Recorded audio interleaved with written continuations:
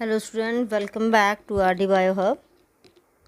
In last topic of class 12th, we have discussed about the trophic levels and food chain and food web. ठीक है, और एक topic और हमने discover किया था, that is the photosynthetically active radiation energy flow का first point हमने किया था कि what do you mean by photosynthetically active radiation, जिसको शॉर्ट में हमने क्या लिखा था, PAR. ठीक है, तो ये था कि ओवरऑल जो सन की लाइट इंसिडेंट करती है सोलर रेडिएशन, उसकी 50% जो लाइट है जो रीच करती है अर्थ पे, that is called as the photosynthetically active radiation. और उस रेडिएशन का 2 से 10%, यानी कि सन की जो लाइट है ये अर्थ पे आ रही है 50%. ठीक है, प्लांट उसका 2 से 10% ही यूज़ कर पाते हैं in the process of photosynthesis. Rest क्या होगी, लॉस्ट होगी in the form of heat. ठीक है, उसके बाद एक प्लांट ने, जो प्रोड्यूसर है, फर्स्ट ट्रॉपिक लेवल है, उसने अपना फूड प्रिपेयर किया है. फूड प्रिपेयर करके फिर क्या होगा, यहाँ पे सेकंड यहाँ पे यूज़ कर रहा है, इसको हम लोगों ने क्या नाम दिया था, ये था हमारे लिए सेकंड ट्रॉपिक लेवल. प्लांट क्या हो जाएंगे, फर्स्ट ट्रॉपिक लेवल. ठीक है, अब जो सेकेंड ट्रॉपिक लेवल है अपना, वो क्या हो जाएगा हमारे लिए यहाँ पे एक हर्बीवोरस ऑर्गेनिज्म, जो कि इसके ऊपर फीड करता है प्लांट के ऊपर.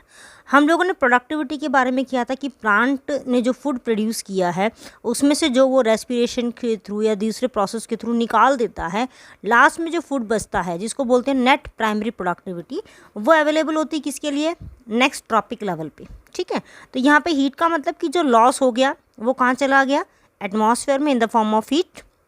रेस्ट फूड एनर्जी किसके पास चली गई, सेकेंडरी ट्रॉपिकल लेवल के पास. ठीक है, सेकंड ट्रॉपिकल लेवल या प्राइमरी कंज्यूमर इसको यूज़अप करेगा.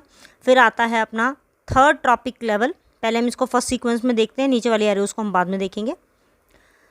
थर्ड ट्रॉपिक लेवल पे हमारा सेकेंडरी कंज्यूमर है, जो क्या करेगा, इस इंसेक्ट को ईट आउट कर रहा है. तो अगर बर्ड इसको ईट कर रही है, इस इंसेक्ट को, तो इसकी एनर्जी किस में ट्रांसफ़र हो रही है, इसमें. रेस्ट एनर्जी जो इसको नहीं मिली वो कहाँ जाएगी, एटमॉस्फेयर में in the form of heat. Final जो टॉप कार्निवोरस है, वो जब इस थर्ड ट्रॉपिक लेवल के ऑर्गेनिज्म को ईट करेगा तो एनर्जी उसमें चली जाएगी. रेस्ट जो हीट है इसकी बॉडी की, जो इसके लिए अवेलेबल नहीं है, वो कहाँ चली जाएगी, एटमॉस्फेयर में. ठीक है, इसका मतलब एनर्जी का फ्लो हो रहा कहाँ से, from this point two this point. और एनर्जी के फ्लो को आप लोगों ने 10th स्टैंडर्ड में पढ़ा है कि हम इसको रिप्रेजेंट करते हैं किससे, बाय 10% लॉ.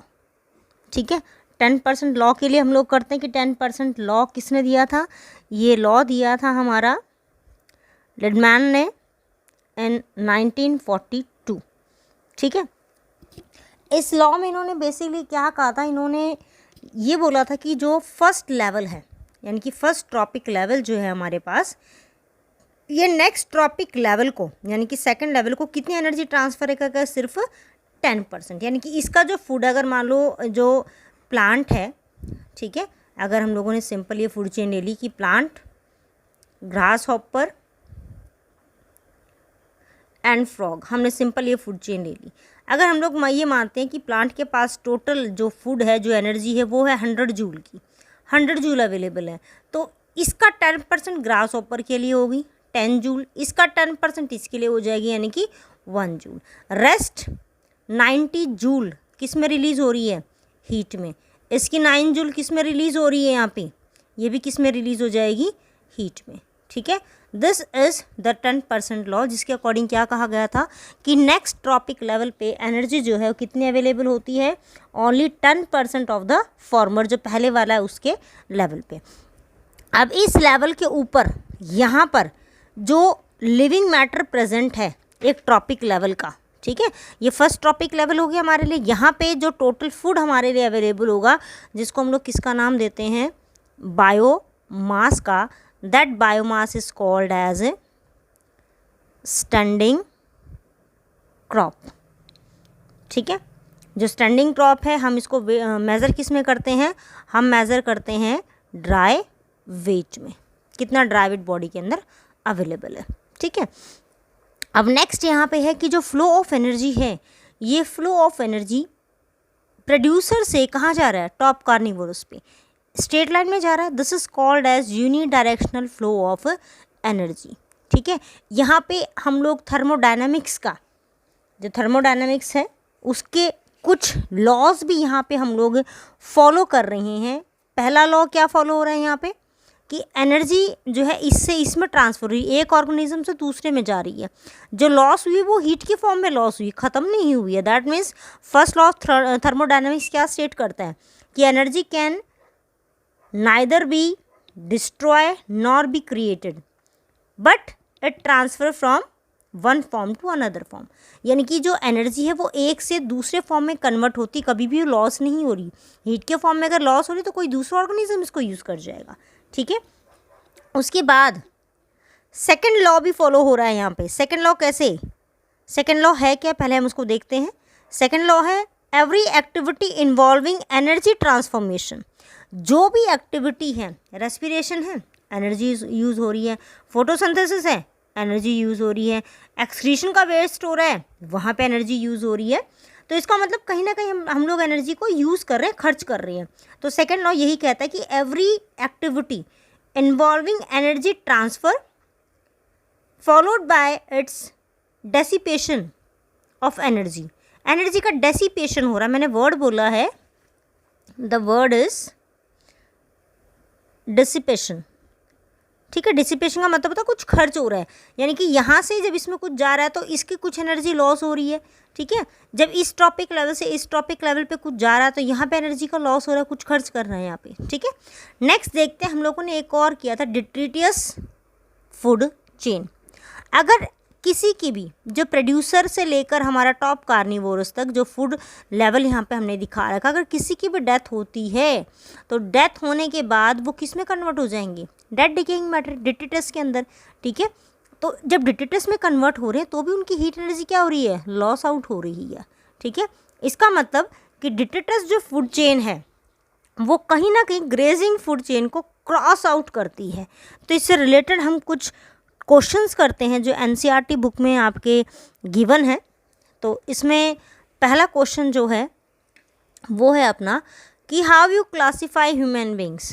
ह्यूमन बींग्स को आप क्लासीफाई कैसे करेंगे। क्लासीफाई का मीन्स यहाँ पे जो क्लासिफिकेशन है ये पूछी है उसने अकॉर्डिंग टू ट्रॉपिक लेवल, कि ट्रॉपिक लेवल के अकॉर्डिंग आप उसको कैसे क्लासीफाई करेंगे। तो ट्रॉपिक लेवल के अकॉर्डिंग हम कैसे क्लासीफाई करेंगे। Human beings are omnivorous in nature. ठीक है, वो डायरेक्टली प्लांट को भी ईट कर सकते हैं, वो अदर ऑर्गेनिज्म को भी ईट कर सकते हैं। ठीक है, अदर ऑर्गेनिज्म के प्रोडक्ट को भी ईट कर सकते हैं। तो जो ह्यूमन बींग्स हैं वो इंटरकनेक्टेड हैं फूड चेन में। हम उनको एक पर्टिकुलर लेवल नहीं दे सकते कि whether they are in second trophic level, in third trophic level और इन फोर्थ ट्रॉपिक लेवल। ठीक है, सिंपली हम लोग बोल सकते हैं कि they are the top carnivorous. अगर एक सिंपल वर्ड बोले टॉप कार्निवोरस है, अगर वो डायरेक्टली प्लांट को ईट कर रहा है उसके बाद हमें कोई ईट नहीं कर रहा तो we are the top carnivorous. But अगर हमें मान लो एक लॉयन ने ईट कर लिया, ठीक है, कई बार होता है कि मान लो हम लोग किसी फॉरेस्ट जा रहे हैं, वहाँ पे हम लोगों ने कुछ फ्रूट्स देखे, हमने उनको ईट अप कर लिया एंड सडनली अ लॉयन और tiger came and they eat up, वो हमें खा लें। तो इसका मतलब क्या हुआ, जब उन्होंने हमें खाया तो हम उनका फूड बन गए, कंज्यूम हो गए उनके द्वारा। तो इसका मतलब क्या हो गया कि they eat up and we are not at the top carnivorous level. तो ह्यूमन बींग का कोई लेवल फिक्स नहीं है, they are just omnivorous in nature depending upon the food chain. यानी कि जो फूड चेन है उस चेन की लेंथ के ऊपर डिपेंड करेगा कि हमारा स्टैंड कहाँ पर है। आगे देखिए एनसीईआरटी के क्वेश्चंस हैं कुछ और यहाँ पे। ये क्वेश्चन आपका आता है कि the biomass of a species is express in term of fresh और ड्राई वेट। जो भी मैंने कहा कि हम लोग जो स्टैंडिंग क्रॉप है, जो बायोमास है, उसको मेज़र करते हैं ड्राई वेट में।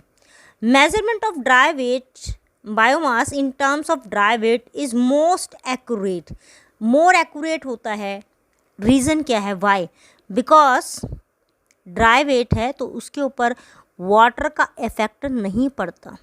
ठीक है, वाटर का मतलब सीजनल जो इफ़ेक्ट होते हैं वाटर के ड्यू टू ऑस्मोसिस हमारी बॉडी से, या जो दूसरे ऑर्गेनिज्म उनकी बॉडी के अंदर वाटर एब्जॉर्ब हो रहा है, रिलीज़ हो रहा है, उसका इफेक्ट ड्राई वेट के ऊपर नहीं पड़ता। इसीलिए ड्राई वेट से हम जो भी मेजरमेंट लेते हैं दैट आर 100% एक्यूरेट। आगे देखिए, इसमें नेक्स्ट गिवन है कि it is possible to have, ये देखिए, it is possible to have so many levels producer herbivorous, primary carnivorous, secondary carnivorous in the grazing food chain. Do you think there is any such limitation in a detritus food chain? Detritus food chain के अंदर ऐसी कोई limitation है? नहीं, detritus के अंदर कोई limitation नहीं है. अगर हम लोग डिट्रिटस फूड चेन को देखें, ठीक है, जो हम लोगों ने लास्ट टॉपिक में की थी, लेट्स सी अगेन.